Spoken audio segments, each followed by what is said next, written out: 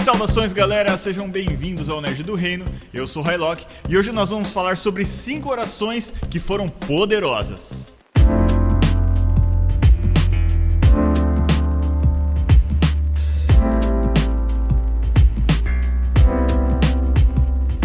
A oração é o momento em que nós nos dirigimos a Deus, seja para nos arrepender, pedir perdão, para suplicar, para pedir uma bênção, um milagre, para interceder por outra pessoa ou por algo, uma causa, algo nesse sentido. Enfim, são vários os propósitos da oração. E como é de se esperar, a oração é citada várias vezes na Bíblia. Inclusive, o próprio Cristo deixou para nós a oração mais famosa de todo o mundo, a oração do Pai Nosso. Mas além dessa, ele também deixou algumas outras instruções sobre a oração. Veja só: e tudo o que pedirem em oração, se crerem, vocês receberão. Mateus 21, versículo 22. E eu farei o que vocês pedirem em meu nome, para que o Pai seja glorificado no Filho. O que vocês pedirem em meu nome, eu farei. João 14, versículos 13 e 14. O apóstolo Paulo também nos dá algumas instruções a respeito da oração. Não andeis ansiosos por coisa alguma, mas em tudo, pela oração e súplicas e com ação de graças, apresentem os seus pedidos a Deus. Filipenses capítulo 4, versículo 6. Orem continuamente. 1 Tessalonicenses capítulo 5, versículo 17. Antes de chegar nas 5 orações poderosas que eu vou listar aqui para vocês hoje, eu só peço para você que ainda não é inscrito no canal para que se inscreva, deixe o seu like, compartilhe o vídeo com seus amigos e, é claro, deixe o seu comentário. Isso ajuda muito o canal e, é claro, vai nos motivar cada vez mais a produzir vídeos aqui pra vocês, beleza? Então bora pro vídeo. O sopro dedetizador. Você com certeza já ouviu falar sobre as 10 pragas do Egito, em que Moisés e Arão oraram a Deus e Deus ordenou a eles fazerem alguns atos, e algumas pragas, no caso 10, foram mandadas pro Egito. Uma dessas pragas foi a praga dos gafanhotos. É tamanha a quantidade de gafanhotos que o céu chegou a se escurecer pela nuvem gigantesca desses insetos.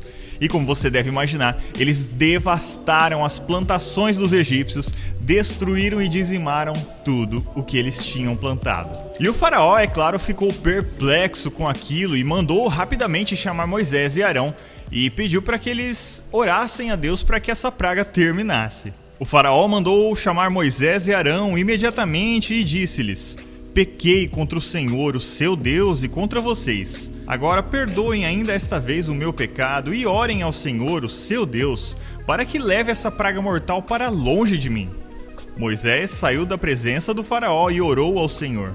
E o Senhor fez soprar com muito mais força o vento ocidental, e este envolveu os gafanhotos e os lançou no Mar Vermelho.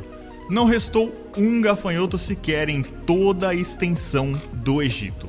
Êxodo, capítulo 10, versículos 16 ao 19. A oração de Moisés fez com que Deus inclinasse o seu coração para aquele povo, teve misericórdia e soprou aquela nuvem de gafanhotos para longe, para o Mar Vermelho. Mar Vermelho esse que mais para frente foi aberto, mas isso é uma outra história para um outro vídeo. O dia em que o sol parou.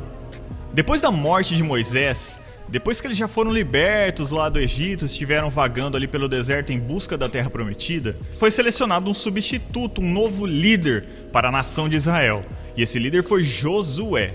Josué guiou o povo pelo deserto para chegar até essa terra, porém no meio do caminho eles tiveram muitas e muitas batalhas. Vários reinos vizinhos identificaram que o povo de Israel era um povo diferenciado, um povo até rico, e então cercaram eles e vários reis tentaram batalhar contra essa nação. Em um desses momentos, Israel estava completamente cercada por 5 reis diferentes. Josué então orou ao Senhor e o Senhor mandou ele lutar com toda a bravura, com toda a força.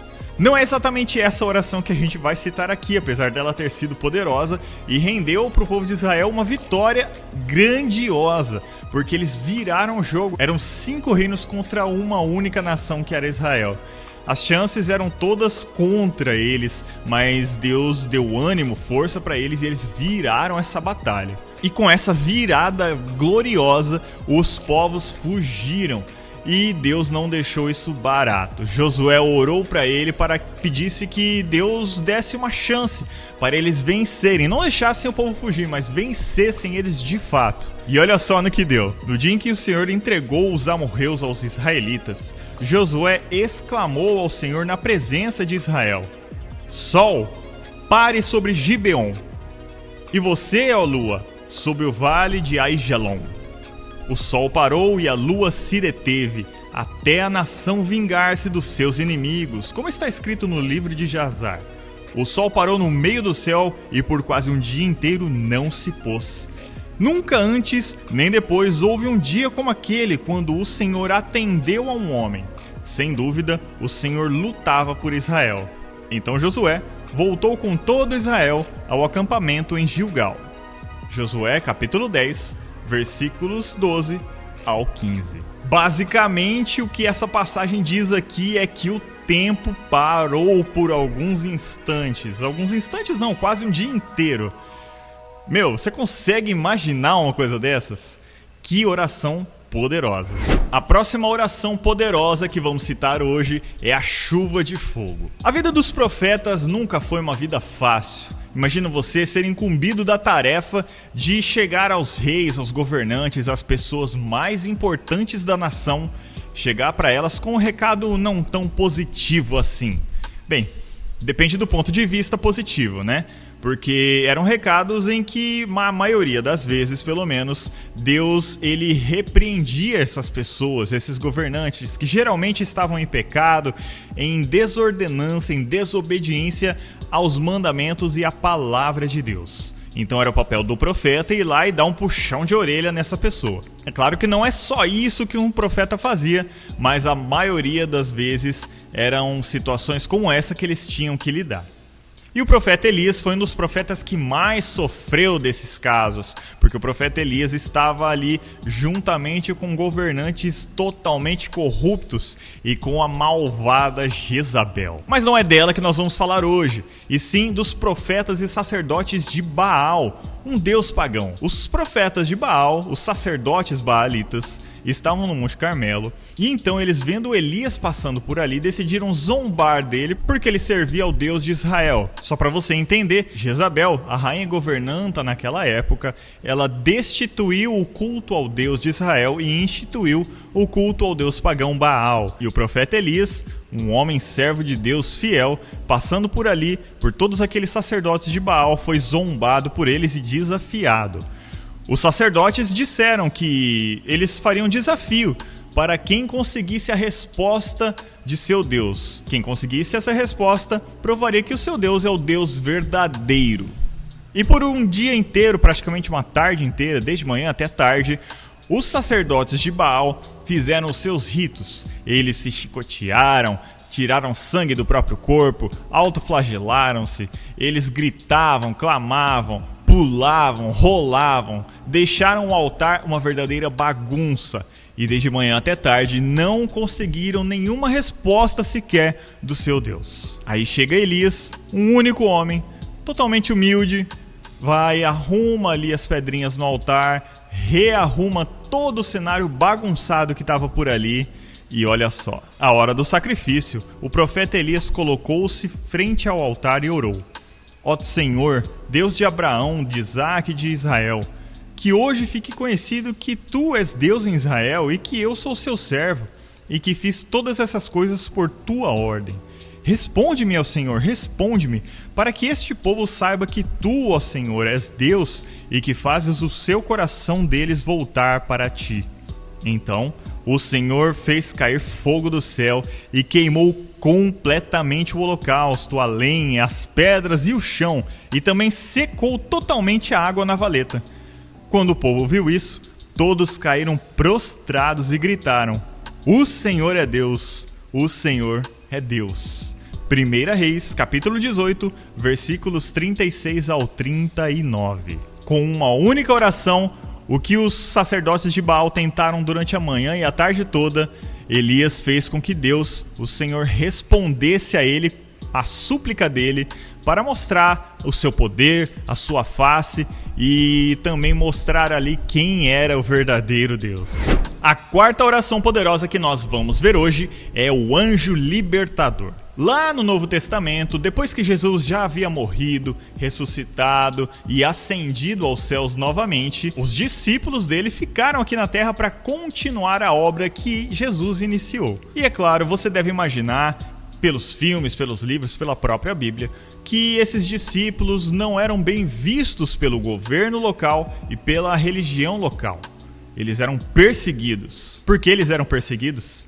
Porque na cabeça desses governantes, os discípulos e os cristãos novos ali que estavam sendo convertidos tinham o poder da influência e do carisma e o poder de derrubar o governo atual que fazia parte deles. Eles não queriam de jeito nenhum sair do poder, então por isso suprimiam e oprimiam os cristãos. E numa dessas opressões e perseguições, eles prenderam o discípulo de Jesus, Pedro. E Pedro ficou ali preso então.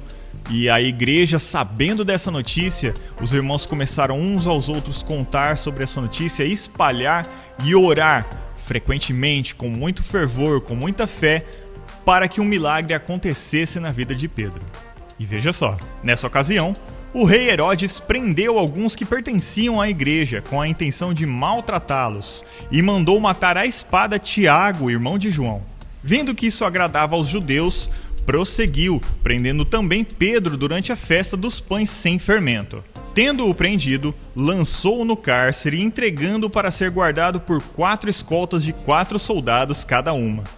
Herodes pretendia submetê-lo a julgamento público depois da Páscoa. Pedro, então, ficou detido na prisão, mas a igreja orava intensamente a Deus por ele.